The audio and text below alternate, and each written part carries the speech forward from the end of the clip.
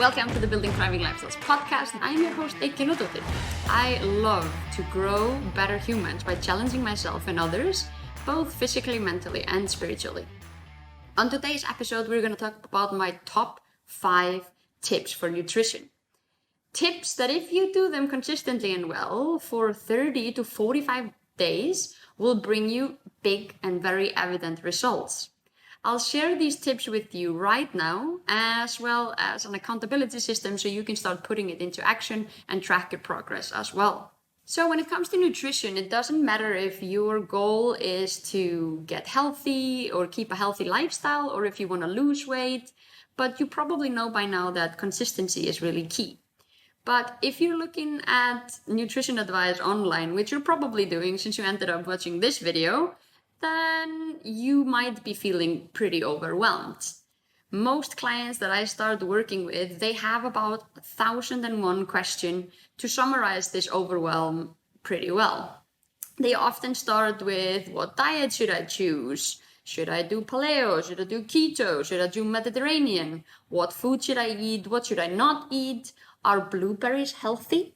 Should I be drinking celery juice every day? What about protein powder? Is protein powder healthy? How many scoops can I eat per day? I've tested out intermittent fasting. I've heard paleo was a really good thing. What about super greens? Should I be taking vitamins? Okay. As you can tell, this is an extremely overwhelming field. And once you're kind of navigating nutrition with all these kind of questions, things get really complicated. So I'm here today to kind of simplify things a little bit more, give you the big rocks to focus on, and then we can kind of take it from there. Because here's what I found. It does not need to be this complicated. I think the one general consensus from people who are actually good at nutrition and have the desired body composition and energy, that these people, they keep it simple. They have kind of mastered their eating and they have a good relationship with food, but they're not overcomplicating things. Nutrition is a little bit like this. So imagine that you have a jar, yeah? You have a pile of large rock, a pile of pebbles, and a pile of sand, okay? If you want to put it all inside the jar, what are you going to start with? If you start by putting the sand in the jar, then the pebbles might fit in, but not the big rocks. If you start by putting the pebbles in, the big rocks are definitely not fitting, but you might get away with putting the sand in. And nutrition is exactly like this. So if we want to be successful at getting all these 3 different elements into this jar, we're going to have to start by putting the big rocks first. Then we can drizzle in the pebbles, and at last we can put the sand in. That's the only way that we're going to fit all the content in the same jar. And like I said, nutrition is the same thing. So if we divide nutrition into big rocks, which are the fundamentals, these are the 20% of effort that will give you 80% of the results. The smaller pebbles are kind of like more advanced strategies that, may include some kind of like macronutritions, maybe some nutrition timings and so on. This might help you with about 19% of the results. And then at last, the sand, which is like extremely specific advice, which will only help you with about 1% of the results. So whether you take a super green powder with your breakfast or your dinner or something like that, is way less relevant in the bigger scheme of things. So let's look at the big rocks. So let's divide nutrition into these analogy, okay? So we can divide nutrition advice into big rocks, which are the fundamentals. They are going to yield you about 80% of the results. This could, for example, be the 5 things that we're going to cover in this episode today. The smaller pebbles, which are more advanced strategy, they yield you about 19% of the results. And then the sand, which is an extremely specific advice, will only help you with about 1% of the results. The problem is that most people that start out on their nutrition journey, they start with the pebbles and the sand.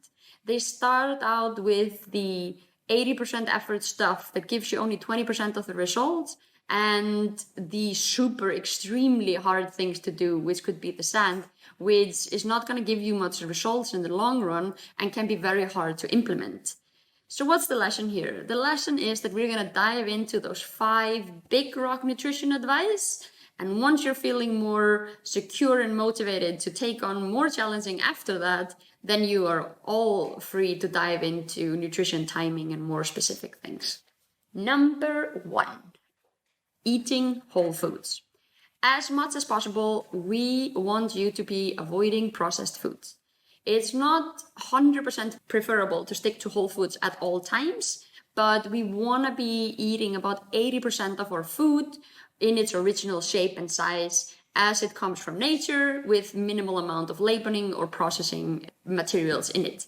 So this, for example, is vegetables, whole grain rice, meat, whole grain breads, and all the stuff that looks like it looks in nature. With that in mind, it's not like preserved food is completely off the table, but we don't want to be relying on those as our main sources throughout the week. So 20% can have some preservatives or a lot of preservatives in them, but we're going to try to find food group that have as much whole ingredients as possible. Number 2, big rock, is to keep your gut healthy. The gut contains a big part of our immune system, and this is where the magic happens. So in our digestive system, that's where the food gets broken down into smaller particles that we use for nutrition. And many studies, they actually show that your gut health affects your mood and your brain activity. So it's really important to start to keep your gut healthy. You can do this by eating food that is whole foods, like I mentioned before, but also the stuff that contains some probiotics, because that helps you maintain healthy bacteria in your gut. These foods are typically some kind of like fermented foods. This could, for example, be yogurt, kefir, kimchi, miso, sauerkraut, sourdough, bread, and sometimes even dark chocolate. Make sure to include 2 to 3 of those sources in your diet on a regular basis so that you're providing yourself with the best gut bacteria that's out there. Number 3, big rock, is avoiding all drinks that have sugar in them. Best drink is always water. It has 0 calories, 0 sugar, and 0 chemicals. It's natural and it's healthy, and you can have as much as it as you want per day, but we're going to be aiming to drink about 8-ounce glasses per day, or 2.5 to 3 liters. Try to avoid drinking sodas and sports beverages and sweetened tea, as those contain a lot of calories and a lot of sugar, and try around the meal times to stick to the water. Save those sugary drinks for special occasions or maybe a big sporting event or wherever you are kind of in a celebratory mood. And you can find out more about sport nutrition and hydration in some of my other posts. It's good to keep in mind that fruit juice, despite that it has fruit in it, is actually the same chemical reaction in the body as to a sugary soda, because we've like kind of reduced all the fiber from it. So even though we're trying to eat whole foods, juice falls under the preservative category because the sugar gets released really fast when there's no fiber in it. So water, main thing, sparkling water, or save the sodas and sugary drinks for special occasions. Number 4, we want to be eating a variety of fruits and vegetables. You can indulge in all the fruits and vegetables that you want in your diet. And as some say, I want you to kind of try to eat the rainbow. It's way too elaborate for this podcast to kind of include what each of the colors of the vegetables does to your body. But if you stick to as many colors as possible throughout the week, then you are on the safe side. Spice things up a little. You can add fruits in your yogurts and smoothies. You can roast your veggies, cook the veggies, eat them raw, whatever you want. Try to add some amounts of dressing if you're finding it really dry and boring, and you can get really creative. So lean in and check out some recipes to make sure that those vegetables are sorted. And tip number 5 is about your portion sizes. So portion sizes are often a big obstacle for people who are trying to lose weight. We can see just, in restaurants and other places that portion sizes have dramatically gone up in the past years.